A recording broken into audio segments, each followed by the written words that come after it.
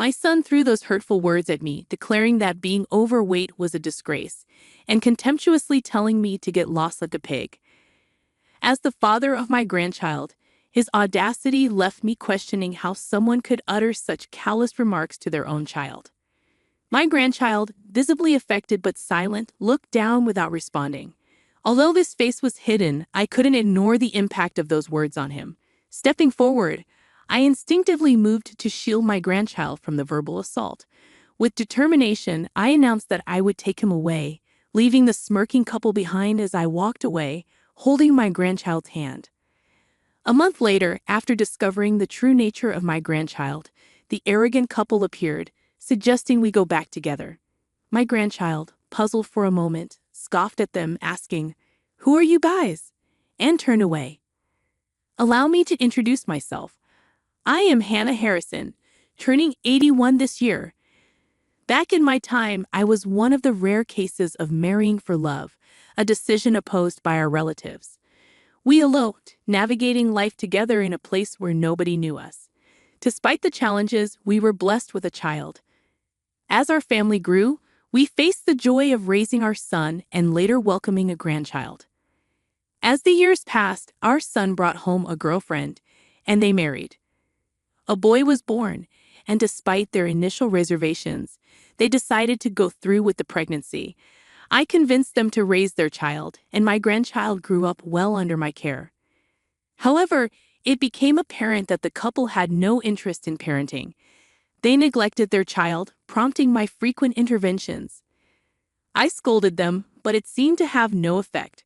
One day, I found my grandchild caught in the middle of a heated argument between my son and his wife, both blaming each other for their family's mess.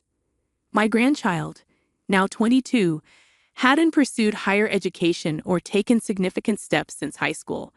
Stubbornly staying at home, he seemed to be waiting silently for his parents' arguments to end. Their criticism of his unemployment, coupled with mocking remarks about his body shape, became unbearable. Unable to endure their exchange any longer, I intervened. Stepping between my son and his wife, I asserted, "Enough, both of you.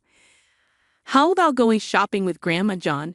Despite my attempt to offer a lifeline, my grandchild mumbled a soft reply and quickly fled to his room, seemingly escaping such a tense atmosphere. My daughter-in-law, snorting in response, muttered about our ungrateful son as she watched him retreat. Then, as if their earlier argument had been a facade, the couple mentioned having errands and promptly left. I took it upon myself to tidy up the untidy house. From a young age, my grandchild had not received much care, becoming increasingly reclusive due to constant sarcastic remarks from his parents. Concerned about his well-being, I occasionally visited to do some housekeeping and secretly look after him. While vacuuming near my grandchild's room, I knocked on the door multiple times. "John, haven't you had lunch yet?" "I made some. Would you like some?" Knowing his tendency to avoid leaving his room, especially when his parents were home, I hoped to entice him with a homemade lunch, something more nutritious than his usual fast food. After a brief pause, the door cracked open, and my grandchild peeked out. "I'll eat here, Grandma. Eat with me." With a satisfying snap, the door closed. I put away the vacuum cleaner with a content feeling and started preparing lunch. When I knocked on my grandson's room again, lunch in hand, the door promptly opened, and I was invited in. The room had a faint scent of grease, but it didn't bother me. I spread out the lunch on a small table without a care, and my grandson's face lit up as he watched. It warmed my heart to see expressions he only showed to me. As we finished lunch and chatted about trivial things, it seemed my son had returned home, making the entrance noisy. My grandson immediately lost his smile, becoming silent. It appeared our pleasant time was over when my son admonished, "Hey, Mom, don't leave trash at the entrance." My son's loud yell echoed through the door as he complained about the things I left behind, despite their own negligence in properly taking out the trash. Feeling sorry for my grandson, I decided it was time to head home. Even as I waved back and left the room, my son's yelling persisted. I shouted back for him to be quiet, and as I got ready to leave, my son continued his complaints. "You should take better care of your son, John. He's your child, after all," I remarked, Shut up. If he was a girl, I would. What's wrong with having a boy? Can't dress him in cute clothes and show him off? Really, what kind of reasoning is that? I spat out my retort, grabbed the trash bag, and left my son and daughter-in-law's house. Walking away and glancing back, I saw my grandson watching me from a second-floor window. He noticed me, waved again, and I reciprocated before heading home. It had been a while since my last visit due to a busy schedule, but I decided to go to my son's house again. As I approached the entrance, I could hear my son and his wife arguing, the noise carrying outside. Sighing, I opened the door and the yelling intensified. You know, keeping your hair long and covering your face doesn't change the fact that you're overweight. Being overweight is a disgrace. Get lost, pig. Beam is shut and who does nothing but trouble. Just get out already. When I inquired about what was going on today, my son and his wife both pointed at my grandson. He started talking back to us after all we've done raising him. He repays us with defiance. I turned to my grandson, surprised by his defiance, as he glanced at me but quickly glared back at his parents. Despite being spoken down to, he stood his ground firmly, not willing to back down. I stared at him with my mouth open, taken aback by this unexpected turn of events. You don't work, but you're always relying on our money.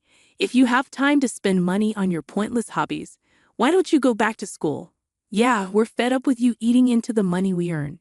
If you're going to continue to be a burden, then please leave. My grandson, being told to leave by his parents and having no job or place to go, probably wanted nothing more than to leave this house. However, he couldn't, and he couldn't even argue back. He just glared at them, biting his lip. You can't do it, can you? Of course, you've always relied on her money. Frustration welled up in my grandson, clenching his fists. He looked like he was on the verge of exploding with anger. Then I declared, John will be living with me. My statement brought silence. My son and his wife stopped yelling, and my grandson stared at me in shock. Addressing all three of them, I said, I can't believe you tell your own child to leave. I wanted to do this sooner but didn't interfere, thinking it was better for him to be with his family. I couldn't bear to witness my dear grandson being mistreated any longer. Without hesitation, I announced, if he has nowhere to go, he can come to my house. John, pack your bags and come with me. My grandson seemingly snapped out of his shock, swiftly ran to his room. Surprised by this unexpected turn, my son and his wife, though happy to be rid of the problem, didn't intervene. Instead, they smirked. After a while, my grandson emerged with his bags packed. Ignoring the sneers from my son and daughter-in-law, I left the house with my grandson following closely behind. So began our journey of living together. Silent during the ride to my house, my grandson held onto the lunch I had given him, following me closely. Upon arrival, he left his luggage somewhat aside and entered the living room, holding only the lunch. From now on, he would be living in the house I currently inhabited alone. John, let's have lunch for now, I called out while preparing dishes in the kitchen. My grandson, who had been aimlessly looking around the living room, nodded slightly and began laying out the lunch on the kitchen table. After everything was ready, we put our hands together and said grace before eating. My grandson followed suit, and we finished our meal without much conversation. As I began cleaning up, my grandson seemed unsure whether to help. Gently declining his offer, I said, John, I'll give you any room you like on the second floor. Go see which one you'd prefer. Rarely coming out of his shell since childhood, exploring our house must have felt like a new experience for him. After finishing the cleaning, I sat down to drink coffee, hearing him exploring the second floor. After a while, he came down the stairs and peeked through the living room door with a small smile. Grandma, I like the corner room. I smiled and nodded, allowing him to use it however he liked. The room was once my husband's study, now empty but still holding a large desk and bookshelves. Pleased that my grandson liked the same room, he began unpacking his belongings right away. Wanting him to enjoy his free time, I decided to relax in the living room as it got dark outside. While preparing dinner, I thought about getting his new sleeping area ready and went upstairs to call him when dinner was ready. John, dinner's ready. Come on down. My grandson, deeply engrossed in drawing, forgot to turn on the light in his room, leaving the canvas in the dark. In the center of the room, a large Gerber daisy was illuminated by a streetlight. Even without the bias of him being my grandson, it was a captivating sight. My grandson started to make an effort, as if reaching for something he had never had before. Now, with what face had my son and his wife come here? Still smirking as usual, they finally broached the inevitable topic. "You must be tired of living here by now. You can come back to us if you want. We thought you want to live as a family of 3 again, so we came to pick you up. We'll buy you all the art supplies you need. You don't have to stay here anymore. Let's go back together, shall we?" Did they really think he would accept their offer after ridiculing his interests, treating him poorly just because he wasn't the daughter they wanted? Despite the awful things they had said and essentially kicking him out, now that he had found success away from them, they decided it was time to welcome him back. The audacity boiled my blood. My grandson, likely feeling the same, clenched his fists, glaring at them the entire time. Just as I began to worry it might turn into a physical altercation, he relaxed his shoulders, unclenched his fists, crossed his arms, and scoffed at them. "Huh, who are you guys?" We were all taken aback by his response. My son and his wife looked at each other. "After kicking me out just because I wasn't a girl, and now you come back just because I appeared on TV? Really shows what kind of people you are," my grandson continued, mimicking my son and his wife's insensitive laughter. He let loose, giving them a piece of his mind, having been subjected to their sarcasm since he could remember. He didn't stop until he had said everything he could think of, then heaved a big sigh. "That's the deal. I'm not going back, and I don't want to." As my grandson made his stance clear, my son and his wife, their faces turning red with anger, were about to explode when a familiar voice intervened. "I'd like to hear more about this story." Turning around, they saw the man who had helped with my grandson's exhibition, followed by reporters scheduled for today's magazine interview. They all pointed their voice records our way, having recorded the entire exchange. Seeing the reporters' involvement, my son and his wife tried to flee with their faces contorted.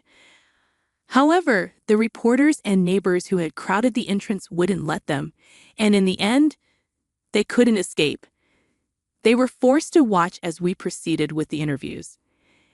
A few days later, the incident made the news and was featured in a magazine article of considerable size. We arranged for a lawyer, and a restraining order was issued against my son and his wife. They've been troubled by daily reprimands over the phone and cold looks from the neighbors. Now they can no longer approach my grandson. It's their punishment for trying to manipulate him for their own convenience.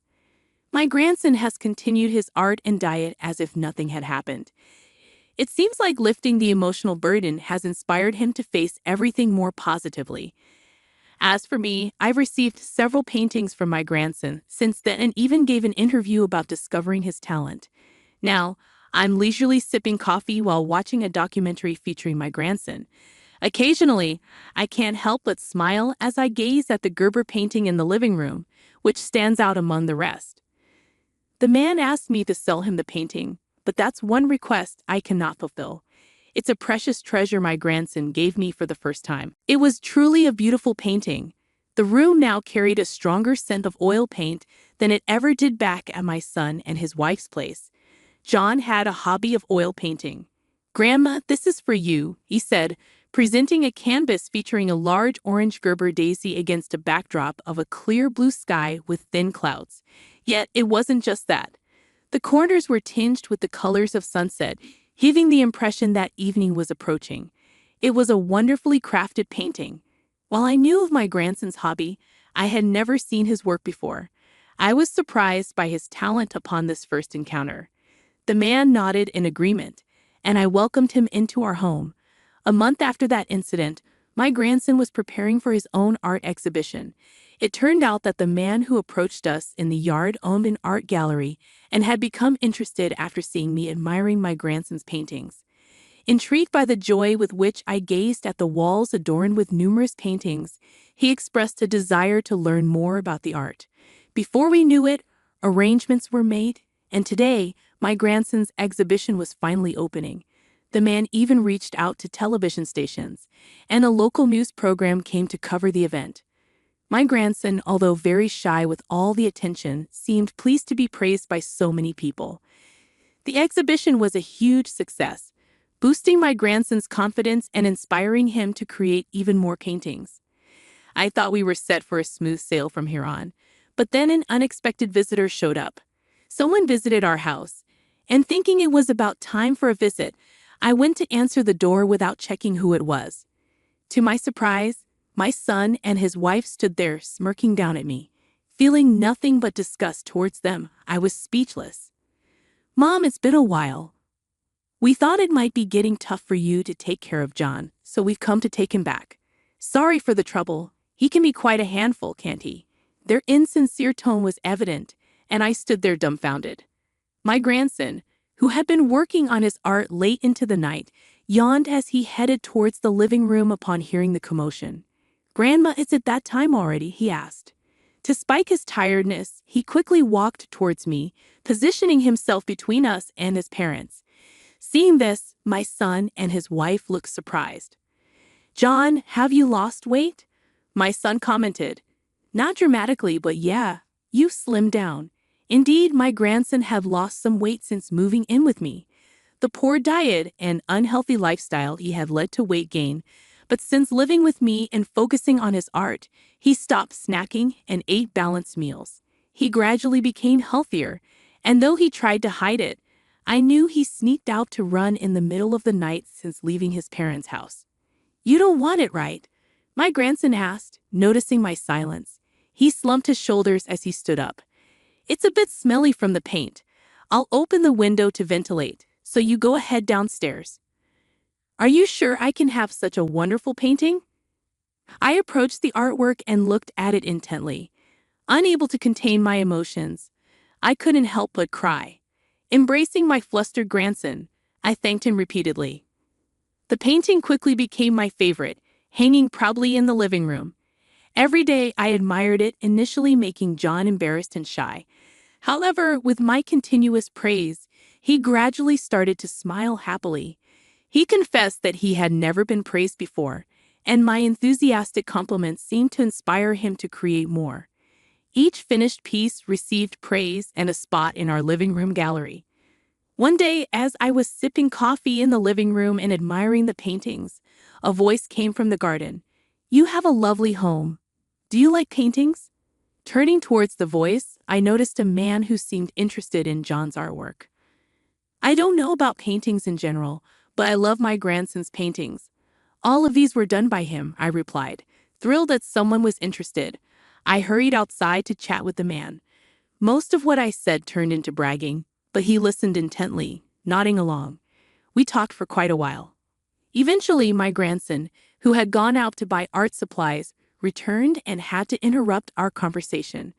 Pleased with the man's interest, I introduced my grandson to him and invited him to join us for dinner, if he'd like. To spike his shyness, my grandson looked a bit reluctant but agreed.